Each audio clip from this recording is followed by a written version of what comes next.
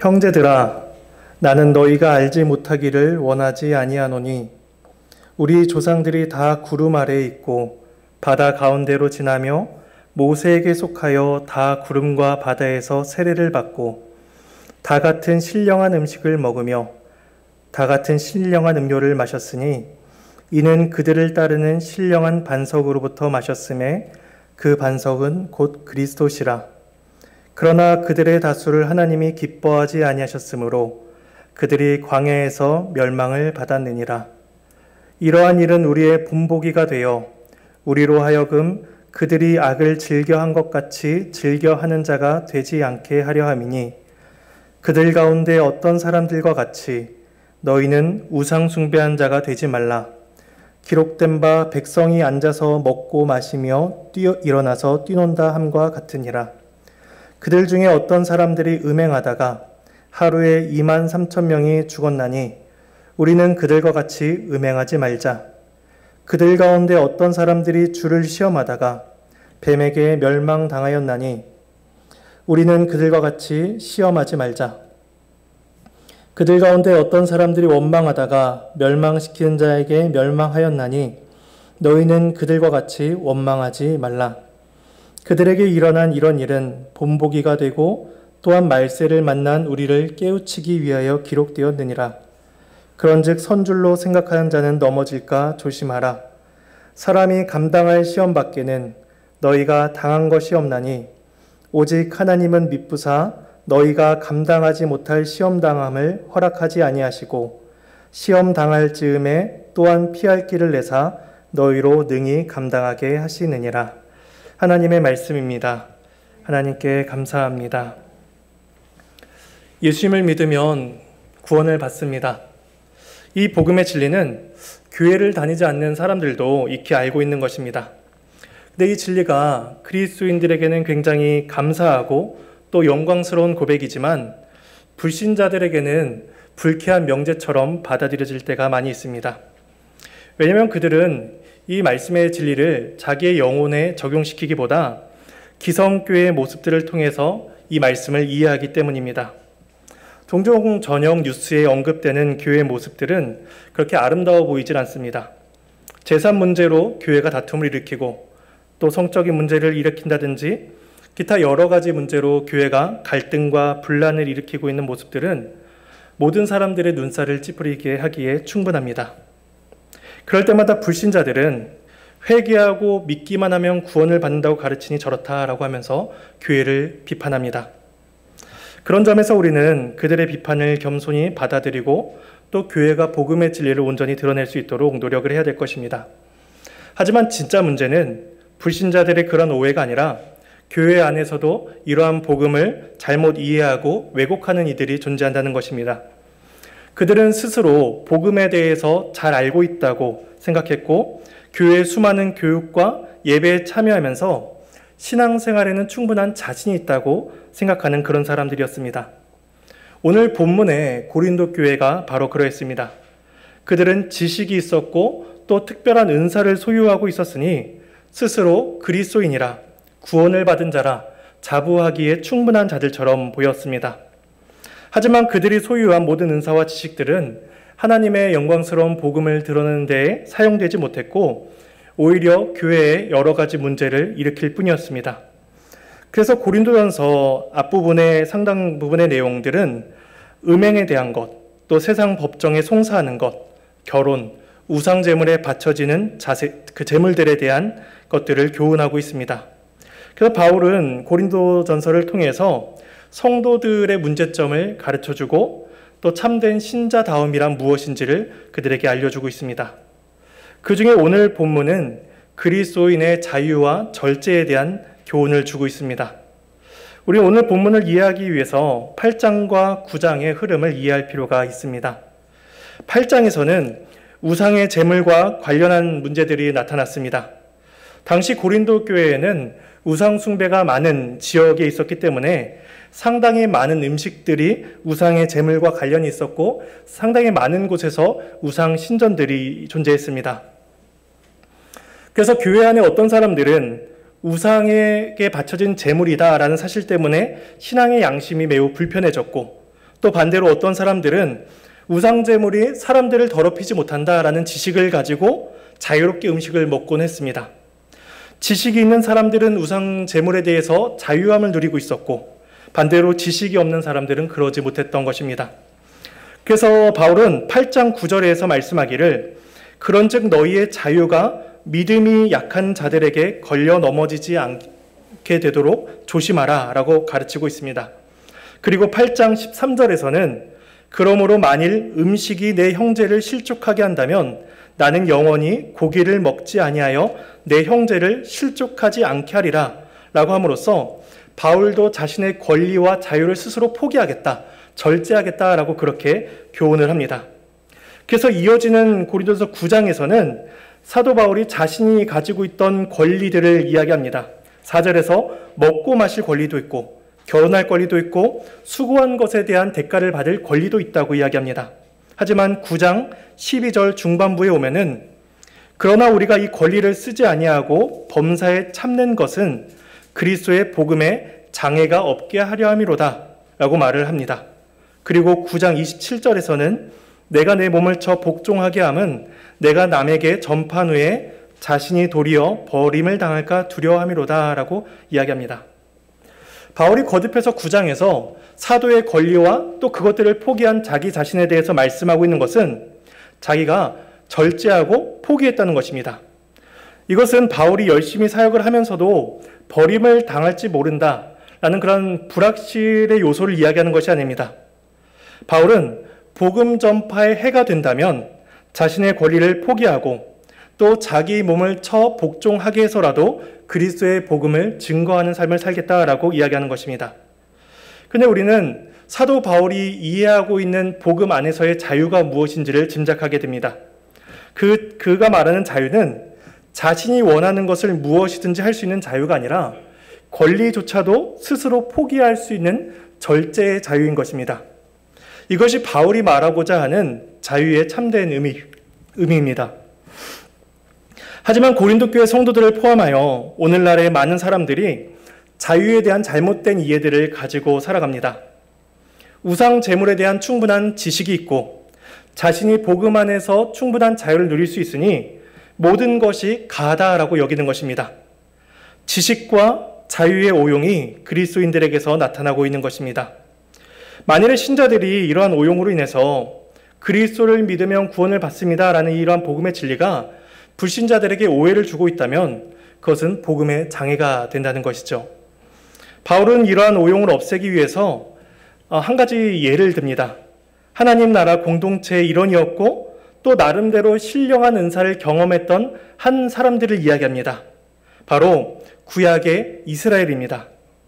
그들은 하나님의 백성이었고 여러 가지 은사를 경험한 자들이었습니다.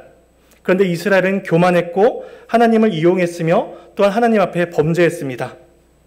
근데 그와 같은 모습들이 고린도 교회 안에서도 나타나고 있으니 사도 바울은 그들을 예시로 들어 교훈을 삼고 있는 것이죠. 그래서 오늘 본문 1절에서 5절을 보면은 사도 바울은 먼저 이스라엘의 역사를 이야기하고 있습니다. 10장 1절입니다. 형제들아 나는 너희가 알지 못하기를 원하지 아니하노니 우리 조상들이 다 구름 아래에 있고 바다 가운데로 지나며. 먼저 바울은 고린도 교회 성도들을 향해서 형제들아 라고 부르고 또 우리의 조상들이라 라고 표현을 합니다. 바울이 이방인들의 교회를 향해서 구약의 이스라엘을 가리켜 우리의 조상이 된다라고 말을 하는 까닭은 그 이방인들이 구약의 동일한 역사를 받고 있다는 것입니다. 그러니까 그들은 혈통적인 면에서 전혀 관계가 없는 자들이었지만 영적인 측면에서는 동일하게 하나님의 역사를 받고 있는 자들이었습니다. 그런 점에서 이 서신을 읽고 있는 우리 또한 바울의 형제이며 또한 이스라엘의 역사를 우리의 역사로 받아들여야 되는 것입니다. 바울은 여기에서 이스라엘이 경험한 두 가지 사건을 이야기합니다. 하나는 세례를 받았다라고 이야기하고 다른 하나는 신령한 음식과 신령한 음료를 마셨다라고 이야기합니다. 바울은 이스라엘이 출애굽하여서 구름 아래에 있고 또 바다 가운데로 지나간 것의 사건의 해석을 하기를 세례를 받았다라고 이야기합니다. 세례라는 것은 그 개개인의 신자의 삶 속에 베풀어 주신 하나님의 구원을 확인하고 또 그리스도 안에서 믿음을 통해 하나님의 언약 백성임을 확인케 해주시는 수단이 바로 세례인 것입니다. 그래서 애굽에서 종살이하던 자들을 출애굽시키시고 또 홍해를 건너게 하심으로써 그들이 하나님의 백성임을 확인케 해주시는 것이 바로 세례이며 홍해 사건인 것입니다. 그들이 놀라운 일을 경험했습니다. 그리고 그들이 경험한 두 번째 사건은 신령한 음식과 신령한 음료를 마신 것입니다. 이것은 광야에서 만나를 먹은 것과 또 무리바 반석에서 물을 마신 사건을 가리킬 것입니다. 바울은 이 음식과 음료를 가리켜서 신령하다, 영적이다 라고 이야기합니다. 그 까닭은 그 일이 초자연적인 일이었기 때문입니다. 그러니까 평범하고 일반적인 것으로는 경험할 수 없는 일을 이스라엘에게 경험케 하셨습니다. 그래서 사도 바울은 이 사건을 그리스도와 연결을 합니다. 4절 중반부에 보시면 이는 그들을 따르는 신령한 반석으로부터 마셨음에 그 반석은 곧 그리스도시라 이야기합니다. 하나님께서 이스라엘의 어떤 한순간에만 물을 제공하지 않으셨습니다. 40년의 광야 생활 내내 그들을 따라가시며 그들에게 생명의 물을 공급하셨고 그들의 생명을 보존시키셨습니다. 이것은 영적인 가나안을 향해 걸어가는 신약교회 성도들에게 그리스도께서 영원한 생수를 주시는 것과 동일한 이치인 것입니다. 구약 성도나 신약 성도나 모두 동일하게 하나님께서 주시는 신령한 음식과 신령한 물을 마셔야 되는데 그 은혜의 근원이 바로 그리스도이심을 밝히고 있는 것입니다. 그런데 사도 바울이 오늘 본문에서 세례와 신령한 음식에 대해서 이야기하려고 하는 것이 아닙니다.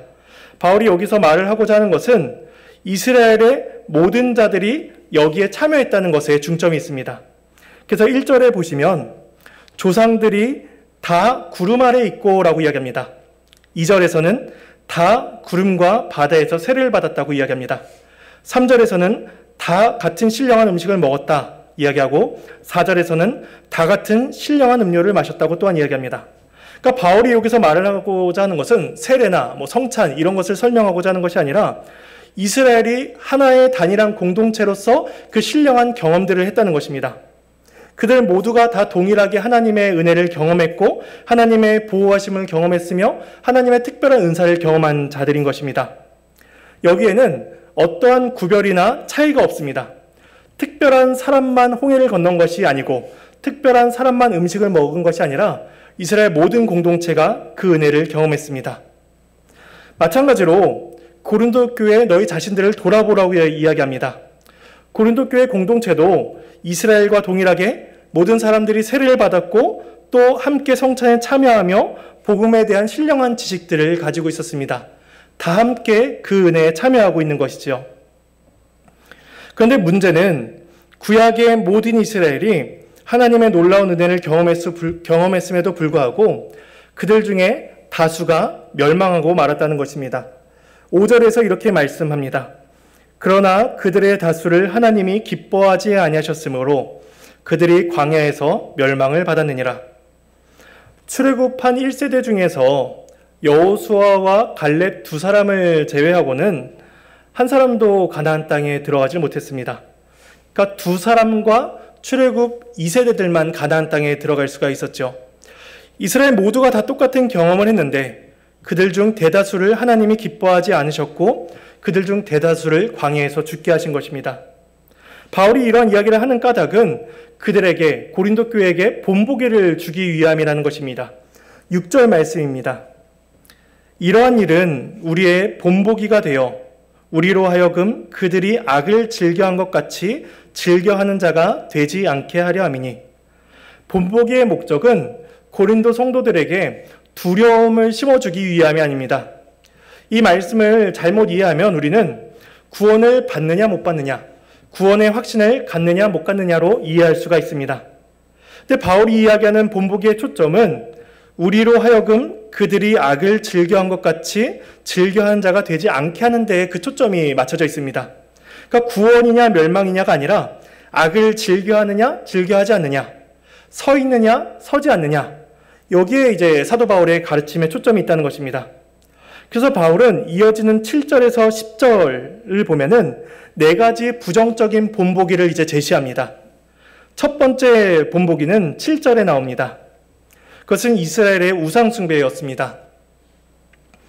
이 이스라엘이 우상숭배한 것은 출애굽기 32장 본문에 기록이 되어 있습니다.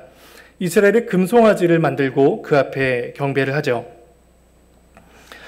그런데 바울이 출애굽기에서 가져온 내용은 32장 6절의 하반부 부분입니다. 그러니까 6절의 상반절에 보면은 이튿날에 그들이 일찍이 일어나 번제를 드리며 화목제를 드리고 라는 표현이 있는데 그 부분은 생략하고 뒷부분의 표현만 가져왔습니다. 또한 출애굽기 32장 31절에 보면은 이 백성이 자기들을 위하여 금신을 만들어 싸우니 큰 죄를 범하였나이다 라고 또한 이야기를 합니다. 그러니까 출애굽기 32장에서는 다른 구절들로서 이스라엘의 우상숭배를 더 선명하게 표현할 수가 있었는데도 불구하고 사도 바울은 그런 표현들은 다 삭제하고 먹고 마시며 뛰놀았더라 라는 이 32장 6절 하반부의 구절만 인용하면서 그들의 우상숭배를 설명하고 있습니다. 바울이 이 부분을 가져온 까닭은 고린도 교회 안에서 나타나고 있는 우상제물과 관련해서 그들에게 교육이 필요했기 때문입니다. 고린도 성도들 중에 일부는 우상 앞에서 먹고 마시며 또 그 안에서 교제하는 것에 대해서 가볍게 생각을 했습니다. 그래서 고린도전서 8장 10절에 보면은 지식 있는 네가 우상의 집에 앉아 먹는 것을 누구든지 보면이라고 이야기합니다. 고린도 교회는 우상 제물에 대한 특별한 지식을 소유하고 있다고 자부했습니다. 음식이 사람을 더럽게 하지 못한다라는 것을 알고 있었던 것이죠. 그러니 우상 제물도 구원에 이르는 것에 아무런 효력이 없으니까 자유롭게 활동하겠다라는 생각을 그들은 가지고 있었습니다. 그래서 그들은 이방 신전에 가서 그 앞에 드려진 제물들을 먹고 마시면서 함께 그들과 교제했습니다. 그래서 바울은 그러한 그들의 모습들을 지적을 하고 있는 것입니다. 그들이 지식이 있다고 생각하는 그러한 모든 행위들이 결국에는 금송아지 앞에서 먹고 마시며 일어나 뛰돌던 이스라엘의 모습과 별반 다를 바가 없다는 것을 지적하고 있는 것이죠. 이것이 그들이 생각해야 될 첫 번째 본보기였습니다. 두 번째 본보기가 8절에 나옵니다. 바로 음행입니다. 음행은 7절에서 경고한 우상숭배와 밀접한 연관을 가지고 있습니다. 바울은 여기에서 민수기 25장의 본보기를 예로 듭니다. 민수기 25장에서는 모압의 여인들이 이스라엘 백성들을 유혹해서 음행하였고 또 그들을 자기들의 신 앞으로 데려가서 그들 앞에 먹고 또 그 우상 앞에 절하게 합니다. 이처럼 우상 제물을 먹는 것과 음행을 하는 것은 이방 신전 가운데에서 자연스럽게 나타나는 행위들이었습니다.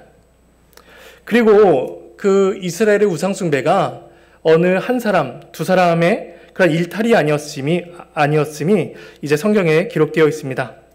하루에 2만 3천 명이 죽을 정도로 많은 사람들이 음행과 우상 숭배에 적극적으로 참여를 하였습니다. 근데 바울은 이미 고린도 교회 내에 음행과 관련해서 교훈을 주었습니다. 5장 1절에서 이렇게 말씀합니다. 너희 중에 심지어 음행이 있다 함을 들으니 그런 음행은 이방인 중에서도 없는 것이라 누가 그 아버지의 아내를 취하였다 하는도다.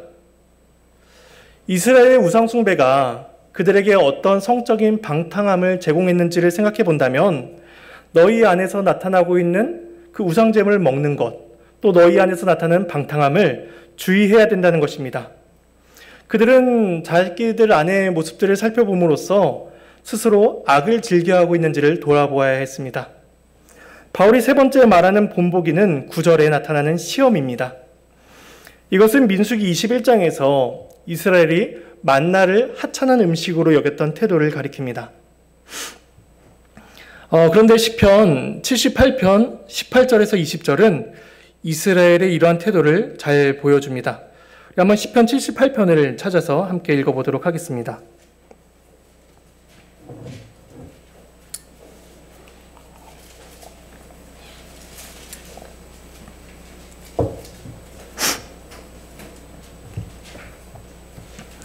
(78편) 18절에서 20절입니다.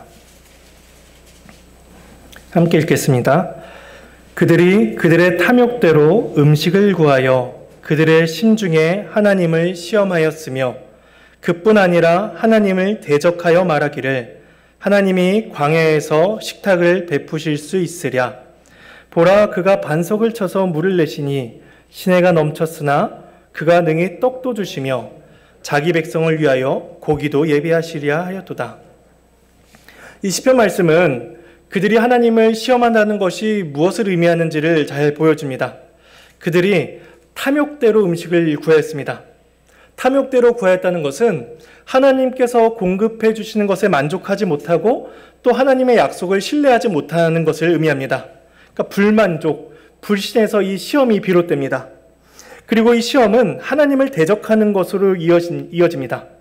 하나님께서 이것도 주셨으니 또 다른 것도 주시리라. 광야에서 식탁을 베푸실 수 있으랴. 떡도 주시며 고기도 예비하시랴. 라고 그렇게 하나님을 대적하며 시험합니다.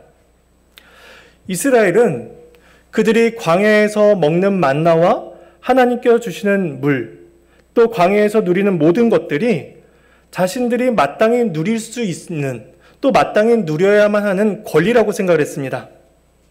애굽에서는 야채도 먹고 고기도 먹었는데 하나님의 백성이라면 더 좋은 것을 먹어야 되지 않겠는가? 라고 그렇게 자신들의 권리를 생각했던 것이죠. 고린도 교회 역시 이방 신전의 식탁 교제에 참여할 수 있는 권리가 있다고 생각했습니다. 음행을 할 수 있는 자유가 있다고 생각했습니다. 애굽에서 종살이 할 때에도 그때에도 많은 쾌락과 즐거움을 누렸는데 자유자가 되었다면, 그리스도 안에서 자유를 누리고 있다면 내가 더 많은 자유를 누릴 수 있는 것이 아닌가라고 생각하면서 자신의 삶에 대한 불만족을 하나님께 표출하고 자신의 뜻대로 그렇게 살아갔던 것입니다. 바울은 이스라엘의 본보기를 생각하라라고 그렇게 교훈합니다. 마지막 네 번째 본보기는 10절에 나타납니다. 원망하는 것입니다.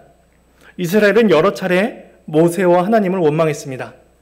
근데 결국 그 원망의 대상은 하나님으로 좁혀집니다. 원망한다는 것은 하나님을 시험하는 것과 비슷한 경향을 가지고 있습니다. 애굽에 대한 동경과 현 상태에 대한 불만, 이것이 결국 하나님에 대한 원망으로 이어집니다.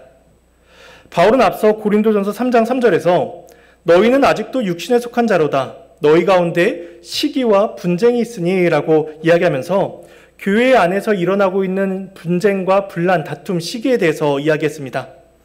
그들의 시기와 원망은 고린도 교회가 처한 현실에 대한 불만이었습니다. 그리고 그 불만은 결국 사도 바울에 대한 불만이었고 그 불만은 결국 하나님에 대한 원망으로 이어지는 것입니다. 바울은 이렇게 부정적인 본보기를 이야기하고 있습니다. 그리고 또다시 그 본보기의 목적이 무엇인지를 11절에서 다시금 말씀합니다. 본문 11절입니다. 그들에게 일어난 이런 일은 본보기가 되고 또한 말세를 만난 우리를 깨우치기 위하여 기록되었느니라. 그러니까 바울은 거듭해서 6절과 11절에서 본보기의 목적에 대해서 이야기합니다. 깨어 있어 죄를 행하지 않도록 하기 위함이 이 본보기를 말하는 목적이라는 것이죠. 종종 어떤 사람들은 성경이 약속하는 은혜의 복음이 죄를 지어도 괜찮다라는 허가증을 제공하는 것처럼 오해하기도 합니다. 그래서 죄에 대해서 무감각해지고 은혜라는 이름으로 모든 것들을 덮어버립니다. 근데 주님께서는 말씀하시기를 열매를 통해서 그 나무를 안다고 말씀하셨습니다. 복음은 우리를 죄의 열매로 부르지 않고 의의 열매로 부릅니다. 바울이 교훈하는 바 깨어있어 악을 즐겨하지 말라는 것은 너희들이 맺어야 되는 마땅한 의의 열매를 맺어야 된다는 것이죠. 그래서 바울은 12절에서 이렇게 이어서 말씀합니다. 그런즉 선줄로 생각하는 자는 넘어질까 조심하라.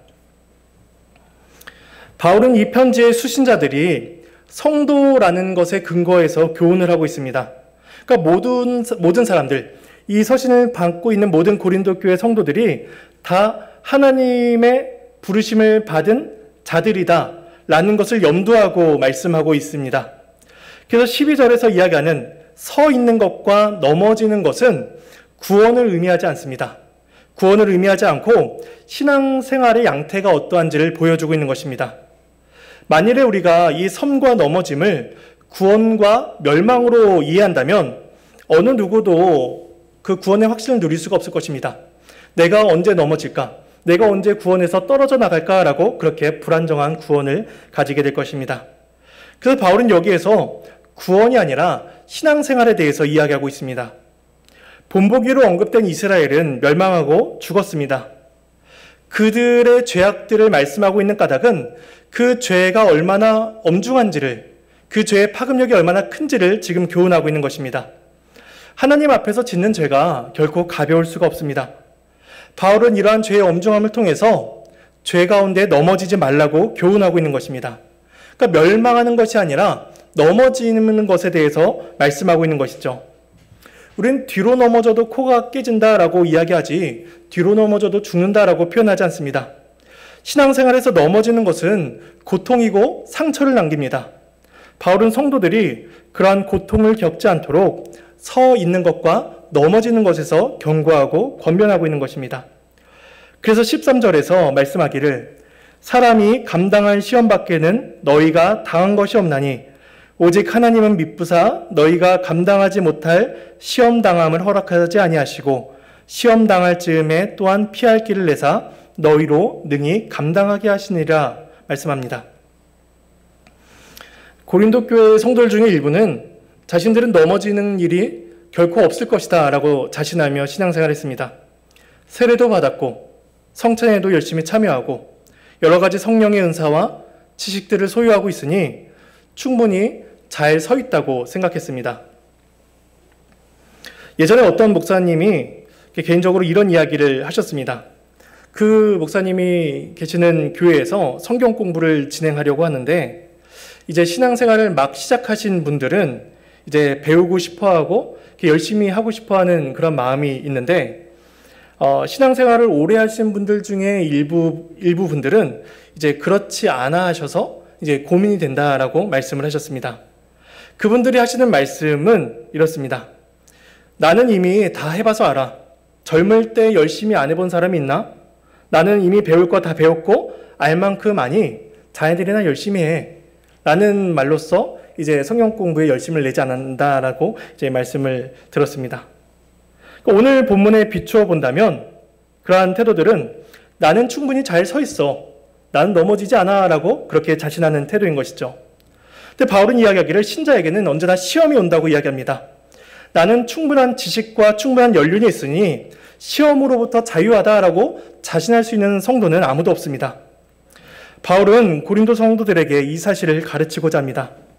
너희는 자유롭다고 생각하며 지식이 있다고 생각하면서 나태하고 방만한 태도를 취하고 있지만 성도에게는 언제든지 시험이 닥쳐온다는 것을 기억하라는 것입니다.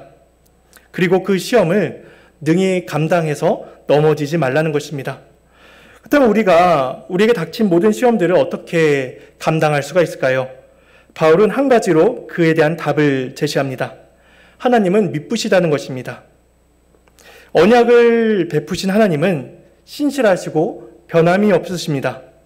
그래서 우리가 바라봐야 될 모든 대상은 오직 하나님 한 분뿐이십니다. 그 미쁘신 하나님께서는 두 가지 방식으로서 자기 백성들을 도우십니다. 첫 번째는 너희가 감당하지 못할 시험당함을 허락하지 아니하신다는 것입니다. 이 말씀을 다르게 표현하면 우리들의 인간성을 넘어서는 그런 시험을 주지 아니하신다는 것입니다. 성도라면 누구든지 감당할 수 있는 만큼의 그런 수준의 시험을 주신다는 것이죠. 이것이 하나님의 미쁘심입니다. 두 번째는 하나님께서 시험당할 즈음에 또한 피할 길을 내셔서 능히 감당하게 하신다는 것입니다. 이때 피할 길을 내신다라는 말의 뜻에는 그 끝이 있다는 것입니다. 물론 성도는 시험 가운데 있을 때에 그 시험의 끝이 언제인지를 알 수가 없습니다. 그런데 하나님이 정하신 끝은 존재합니다. 현실은 끝이 안 보이는 듯 막연하지만 미쁘신 하나님께서는 그 모든 시험의 끝을 마련해 놓으셨습니다. 그 성도가 모든 시험을 능히 감당할 수 있는 것은 그 모든 소망과 근거를 하나님께 둘 때에만 가능한 것입니다. 그러나 바울이 본보기로 설명한 이스라엘의 모든 죄악들, 이스라엘의 모든 자들은 그들의 소망을 하나님께 두지 않았습니다. 그들은 모든 소망, 모든 근거를, 삶의 근거를 자기들의 욕심과 정욕에 두었습니다. 그들은 그것이 자유다, 내가 마땅히 누릴 권리다라고 생각했지만 그 모든 태도들은 우상 숭배와 음행, 시험과 원망으로써 그들을 넘어지게 하였으며 하나님께서 그들을 기뻐하시지 않게 하셨습니다. 그러니 그들이 생각했던 자유는 복음이 이야기하는 자유가 아니었던 것입니다. 신앙의 길을 걸어가는 신자들에게도 여러 가지 유혹과 시험들이 존재합니다. 그때 우리가 가질 수 있는 유일한 소망은 하나님의 다스림 아래에 자신을 맡기는 것입니다. 이것은 미쁘신 하나님께서 주신 그 말씀에 우리 자신을 순복하는 것을 의미합니다. 그래서 말씀에 순복하는 것이 그리스도인의 참된 자유이며 복음이 약속하는 참된 자유이고 하나님의 형상으로 창조함을 받은 사람이 누릴 참된 자유인 것입니다. 그래서 우리가 말씀에 순복할 때에 하나님께서 우리가 시험을 능히 감당하게 하십니다. 또한 우리가 말씀에 순복할 때에 예수님을 믿으면 구원을 받습니다 라는 이 복음의 진리가 세상 사람들에게도 영광스럽고 복된 소식으로 들려지게 하십니다. 우리는 이스라엘 사람들의 그러한 본보기를 삼아서 죄를 기뻐하지 않도록 깨어 있어야 될 것입니다. 그리고 우리가 넘어지지 않도록 근신해야 될 것입니다. 그래서 우리 모두가 그리스도 말씀 앞에 우리를 순복하고 또 넘어지지 않고 그리스도를 드러내는 삶을 살아야 될 것입니다. 이것이 사도 바울이 오늘 본문을 통하여서 고린도 교회에 있는 성도들에게 주는 교훈이며 또한 이 땅을 살아가는 모든 신자들에게 주는 교훈인 것입니다. 이러한 복된 삶을 살아가는 저와 여러분이 되기를 간절히 소망합니다. 우리 함께 찬송하시겠습니다.